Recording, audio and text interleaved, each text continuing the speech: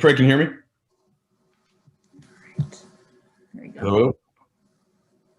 Can you hear me? Yeah, good? Yeah, yes. Oh, good. Sorry about that. Hey, Frank, just wondering what you did today. What you're trying to get in these kind of peculiar circumstances, and what your goal is going to be for these next couple of days of practice. Yeah, the biggest goal is to find the right balance of working our guys without overworking our guys. And I was happy with what we were able to do today. A lot of teaching, obviously, a lot of review for the guys that returned, but just getting the new guys up to speed with some of our terminology and execution pieces. Most of practice was non-contact with a little contact portion towards the end.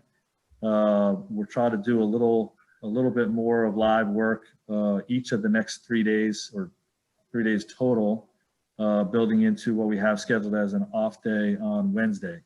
So I was happy with how today's practice went. Can you get any sense of the difference between a practice like today's and one from last training camp when everything was a bit more traditional? Is it too early to say? No, it's dramatically different.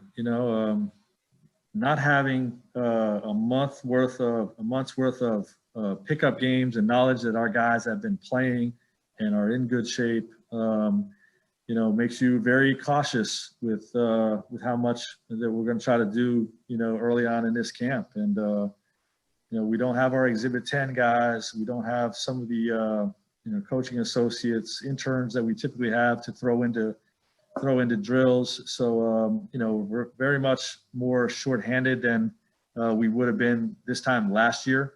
And, but we just got to make the best of it. This is what everybody league-wide is encountering. And, we're adapting, and we're going to make the best of it. Dave?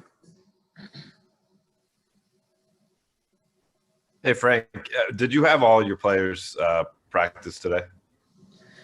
Well, Quinn Cook just signed, so he has to go through the protocols of, I think, 6 or 7 days of testing still from the time he signed. So he'll be out for the first few days of this week. I think he's going to be cleared on Thursday for Thursday's practice. But we did not have him today, and we did not have a full slate of the rest of the guys either. But I prefer not to get into how many guys were not here or which guys were not here. Dan Warkey? Hey, Frank. How long are you guys going to have to walk that tightrope between, the how hard we're going to work guys and not overworking guys? Is this going to be kind of a months-long process just based on sort of the circumstances? I honestly think it's going to be all year long. And look, every year, that's part of the coach's job is to measure this with whatever environment you're building up to. But I think the early stages is where you're going to feel it the most and be concerned about it the most. First week, 2 weeks, 3 weeks. When you get into playing real games, I think that first week of real regular season games. The intensity ramps up naturally, so there's going to be a concern with how much you're doing then. But it will be something that we measure all year. Kyle Goon? Hey, Frank. At the end of the week with this game against the Clippers, obviously it's a preseason game, but what are your goals? I mean, with your limitations that you have with the bodies on the court and the conditioning level, and I guess some guys not being able to practice, what do you hope to do by Friday and show on the court? Well, we're beginning. I mean, this is the season now. We have to put our system in. We got to build our offensive system each day, build our coverages out, make sure everybody's on the same page with that. And that first game will be the first opportunity to try what we've been working on, against an opponent just like any other year. I do think that there will be a big mindset to, just preserve minutes with our regular season big minute guys as much as possible. And, just try to take the first step for our team while staying healthy. Bill Orm. Hey, Frank, good to see you.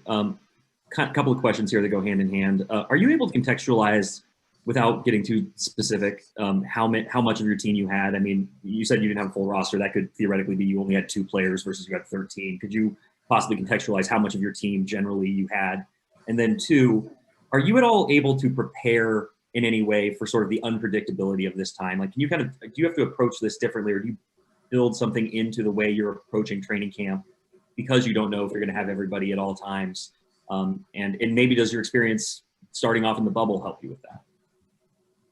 I do think starting off in the bubble helped us for trying to manage this phase right now. It's more like that second restart training camp than the September training camp that we had last year. We will manage it that type of way. And in terms of contextualizing how many players we had, we did have most of our roster available for practice today. Brad Turner. Hello, Frank. How are you? Good. Good. How much time, or will you spend any time each day reminding guys about the COVID-19 protocols? And are you paying attention to other teams? Like Portland had to shut down their facility, I think, for a day or 2 because they had some positive tests. For sure. We are paying attention to other teams and really other leagues as well. We're sort of new to the game. We, the NBA, are new to the game in terms of playing professional sports outside of a bubble. So we've been able to observe and learn lessons from baseball and the NFL, college football, college basketball, about how things look. And, it's still going to be very new to us, but we are, measuring that, with other sports and with other teams in our league. And we have already talked about, making sure that our team follows the protocols for a variety of reasons. We do not want our guys to get sick, to get positive tests, staff or players. We want to try to be as safe as possible. We do not want to lose personnel for not following the protocols, and we certainly don't want to be penalized for anybody on our program not following the protocols. So we're putting a heavy emphasis on playing by the rules here, and just for a variety of reasons. All right, we've got time for 2 more. Mark Medina, please. Hey, Frank, good to see you. The fact that you guys have been accustomed in the bubble of playing without fans, to what extent do you think that'll make this process easier this season? And I guess what adjustments still will go into tail, knowing the scope of that is a lot bigger because, you're playing in bigger arenas? Yeah, it's tough to say. I don't think we make any adjustments really, other than the experience we had in the bubble. We know what it's like playing without fans. We know that we have to generate our own energy from the bench, and that's just that's how it was in the bubble. And I think it will be different, even though it's the same fanless environment. I think it will be different in these larger arenas. It'll probably feel more unusual, but we'll have to see when that day comes. Last one for you, Alan Sliwa, please. Hey, Coach. Just how much different is it during a regular season where, I guess you could say training camp leaks into obviously preseason, leaks into the regular season? Is it that significant of a difference? Like, do you expect this year where maybe the first 10, 15, 20 games significantly different from just kind of getting your guys ready than previous seasons? Well, I do think that the buildup, so to speak, will carry over into the regular season. I think typically you have 6 or 8 preseason games, where you're building up, and then once you hit regular season, everybody's everybody's ready to go, regular season minutes, etc. And I think the nature of not really having a normal off season building up to this, guys are not playing pickup games for 3-4 weeks prior to camp. And, having, a lot of shortened roster, et cetera, I do think that coaches league-wide, myself included, will sort of to manage the first month of the season, as still being part of building our guys up to being able to play regular minutes. All right. Thank you, Frank.